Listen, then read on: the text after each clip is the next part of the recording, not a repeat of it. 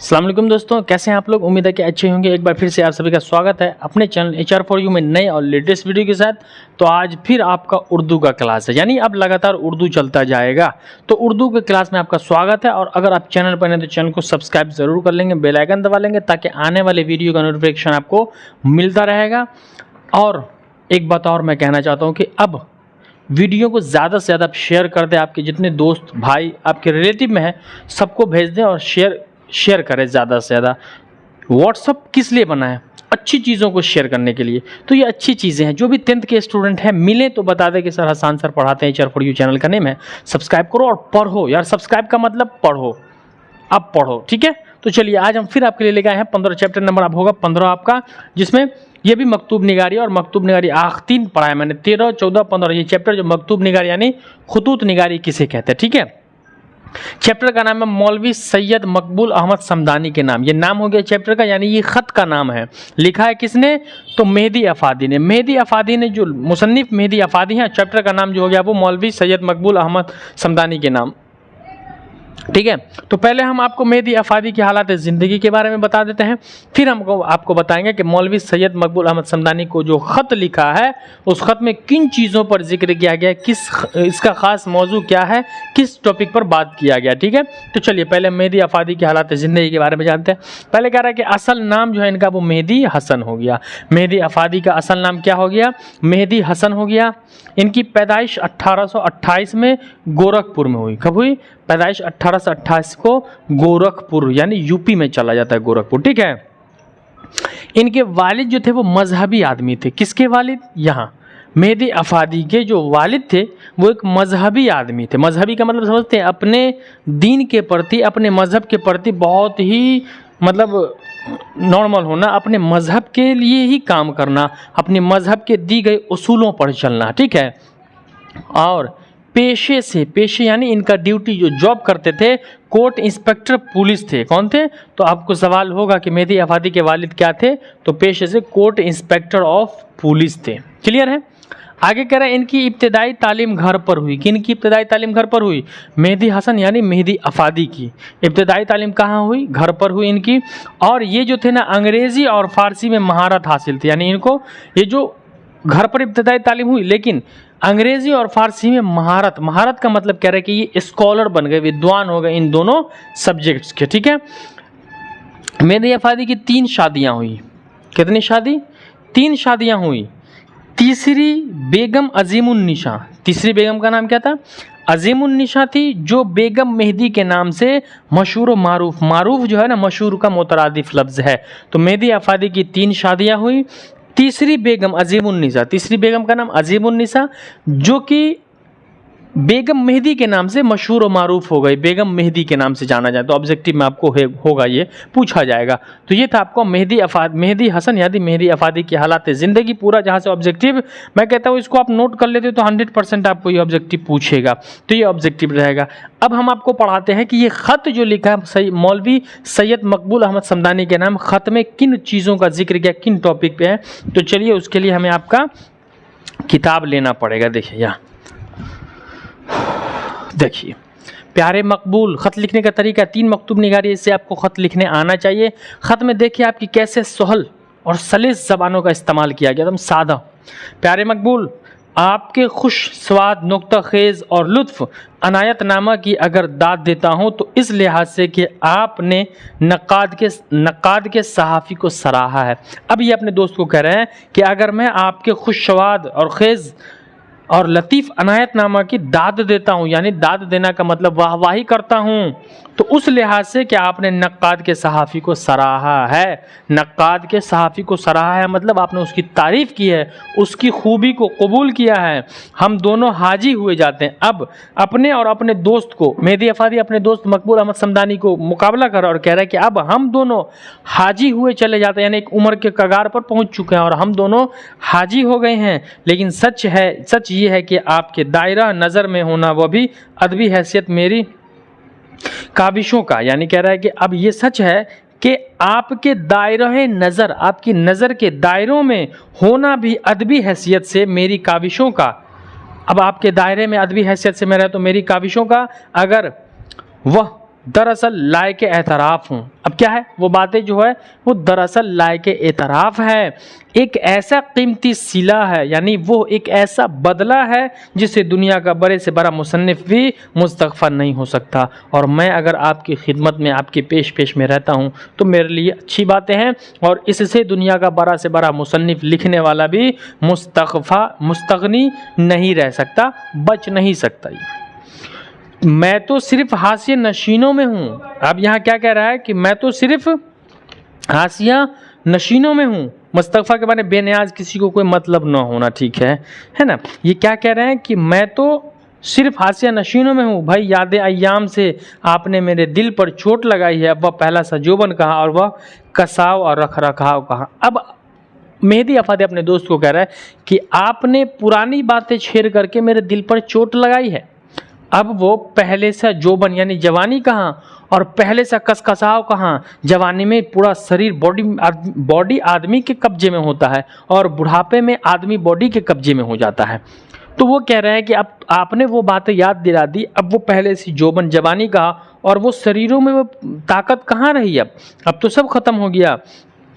कसकसाव और रख रखाव कहाँ। और उसी पे एक शेर कहा है कि आग थे इब्तिदाई इश्क में हम, हो गए खाक इंतहाई। कि शुरुआती दौर में, जवानी में आग थे, इब्तिदाई इश्क में हम, इब्तिदाई इश्क में तो हम आग थे। जवानी थी तो जवानी में मतलब बहुत कुछ कर गए। इश्क में तो, जवानी की उम्र में तो इश्क का होना लाजमी है। हो गए खाक इंतहाई है। अब जवानी से लेकर के बुढ़ापे में आ गए तो खाक हो गए। बुढ़ापा का मतलब क्या है, खाक हो जाना, मिट्टी की, सूखी मिट्टी के मानिंद हो जाना, एकदम लटक जाना, है ना। तो ये कहा खाक थे हम। तो पहले क्या कहा कि अब वो पहला सा जोबन रख रखाव नहीं है। आपने जो पुरानी बातें हमें छेड़ दी, याद दिला दी, जो हम दोनों दोस्त साथ रहते थे, वो बातें याद आई तो थोड़ा सा दिल पे चोट लगा कि यार आपने वो बातें याद दिला दी। पिछली तस्वीर का एक खाका रह गया जिसे मुश्किल से पहचानिएगा। अब पिछली ज़िंदगी का कह रहा है कि एक खाका, नक्शे को कहते हैं। खाका जो है वो एक नक्शा रह गया है जिसे मुश्किल से पहचानिएगा। दूर से बैठे किस्से सुना कीजिए, और ये बात है। अब उस नक्शे को हम वापस उस दौर में जा नहीं सकते। हाँ, उसके किस्से को सुन सकते हैं हम, उन बातों को बैठे बैठा उन किस्सों को सुन सकते हैं और समझ सकते। तो ये सुनना और बातें हैं। बुढ़ापे में भी पुरसितारों की कमी नहीं। पुरसितारे यानी चाहने वालों की। आज मैं भले बूढ़ा हो चुका हूँ, ये मेहदी अफादी कह रहा है कि बुढ़ापे में भी मेरे चाहने वाले की फैन फॉलोइंग कमी नहीं हुई। आज भी मेरे पुरसितार, मेरे चाहने वाले हैं। इससे खुश हुआ, और इससे खुशी हुई कि भाई हम जब जवान थे तो लोग मेरे चाहने वाले थे, आज बूढ़े हो गए तब भी लोग मुझे चाहते हैं। कैसा फ़र्क है मर्तबत, ये तो बुनने वालों की घड़ी हुई इस्लाह है। अब ये जवान और बूढ़ा, ये उम्र का तकाजा तो सिर्फ काउंटिंग है। ये देखने वालों के नज़रियों में आदमी जवान और बूढ़ा होता है, बाकी ये कोई चीज़ नहीं है। असीले मुर्ग की एक टांग, क्या कह रहा है, असीले मुर्ग की एक टांग, यानी किसी बात पर सख्ती कायम करना, जिद करना, यानी अपने जिद पर अड़े रहना।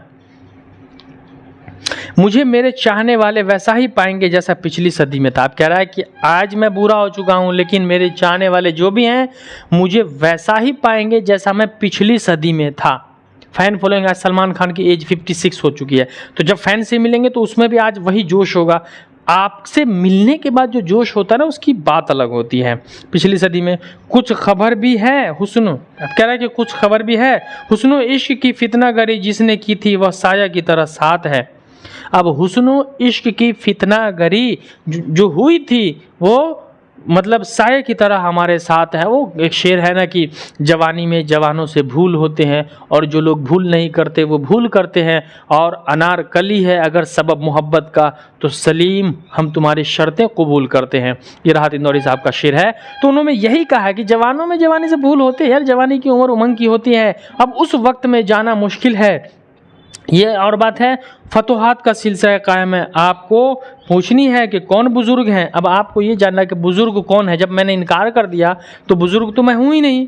क्या बताऊँ, बढ़ी हुई दाढ़ी के साथ पेशी के लायक नहीं रह गया। हाँ, अब ये चीज़ है कि बूढ़ा हो चुका हूँ, दाढ़ी बढ़ चुकी है, पक चुके हैं बाल। तो इस उम्र में हम अपने चाहने वालों के सामने पेश नहीं हो सकते, अच्छा नहीं लगता। वो देखा था तो वो जवान था, अब ये बूढ़ा हो गया तो लोगों में थोड़ी सी उदासी आएगी। अच्छा मेरे पुरसितारों तक कब आएगा, परिस्तान तक कब आएगा। अब मेहदी अफादी अपने दोस्त मकबूल को कह रहा है कि अच्छा आप मेरे परिस्तान तक कब आ रहे हैं, मेरे घर कब आ रहे हैं।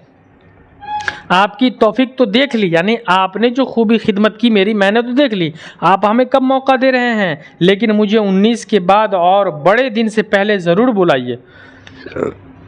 ये एक डेट लिखा है कि 19 के बाद और बड़े दिन से पहले ज़रूर बुलाइए, ताकि ज़ाब्ता का सलाम तो हो जाए।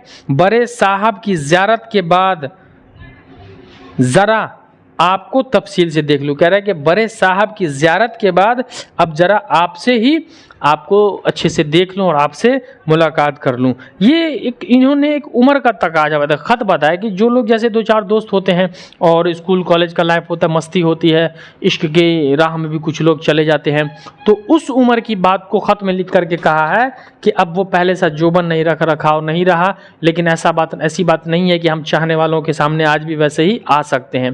पुरानी चीज़ों को दोहराया गया है। तो ये मकतूब निगारी ख़त था। अब कुछ ऑब्जेक्टिव आपका वो मैं क्लियर कर देता हूँ। मेहदी अफादी कब और कहाँ पैदा हुए, पहला सवाल। तो मेहदी अफादी कहाँ पैदा हुए, 1828 में गोरखपुर में पैदा हुए। सवाल नंबर 2, मेहदी अफादी ने कितनी शादियाँ की। मेहदी अफादी ने 3 शादियाँ की। सवाल नंबर 3, मेहदी अफादी को उर्दू के अलावा किन ज़बानों में महारत हासिल थी। तो मेहदी अफादी को अंग्रेज़ी में महारत हासिल थी और फ़ारसी में। उर्दू के अलावा अंग्रेज़ी और फ़ारसी में महारत हासिल थी। सवाल नंबर 4 हो जाएगा इस साइड। मेहदी अफादी की बेगम का नाम क्या था और वो किस नाम से मशहूर हुई। तो मेहदी अफादी की बेगम का नाम था अजीमुन्निशा और वो बेगम मेहदी के नाम से मशहूर हो गई। सवाल नंबर 5 कह रहा है कि मेहदी अफादी का असल नाम क्या था। मेहदी अफादी का असल नाम मेहदी हसन था। 5 ऑब्जेक्टिव, 5 यहाँ आपका लिखा हुआ है, पूरा का पूरा ऑब्जेक्टिव क्लियर हो गया। अब मुख्तसर सवालात। मकतूब की तारीफ़ करें। मैंने पहले बता दिया मकतूब यानी ख़त को कहते हैं। मेहदी अफादी के बारे में 5 जुमला लिखिए, ये लिख देंगे आप मेहदी अफादी के बारे में। मेहदी अफादी ने अपने खुतूत में किसको मुखातिब किया और वह क्या कहना चाहते हैं। अपने खुतूत में अपने दोस्त को मुखातिब किया है और अपनी जवानी की बात को और अभी जो हाल का ज़माना है दोनों को मुकाबला करके कहते हैं। दर्ज झेल मुहावरों के माने लिखिए। मुहावरा यहाँ पर ज़ेर ज़बर होना यानी तबाह व बर्बाद हो जाना, आँख दिखाना यानी डिराना, है ना, हथेली पर सरसों जमाना, मुश्किल काम करना। दर्ज झेल अल्फाज के अजदाद ज़िद बनाइए। 5 नंबर सवाल, जिस्म। तो जिस्म का उल्टा दिमाग हो जाएगा। दुनिया, आखरत, हक, बातिल, गुर्बत, अमीरी, नशीब, फराज, हुस्न, कहफ हो जाएगा। हुस्न का, हुस्न के माने खूबसूरती, कहफ हो जाएगा। और ईमान, ईमान का कुफ्र हो जाएगा। ये आपका मुहावरा था और ये आपका अल्फाज और अजदाद था, जिस्म का दिमाग उल्टा। तो हमें उम्मीद है कि आपको इस चैप्टर में मज़ा आया होगा और समझ में भी आ गया होगा।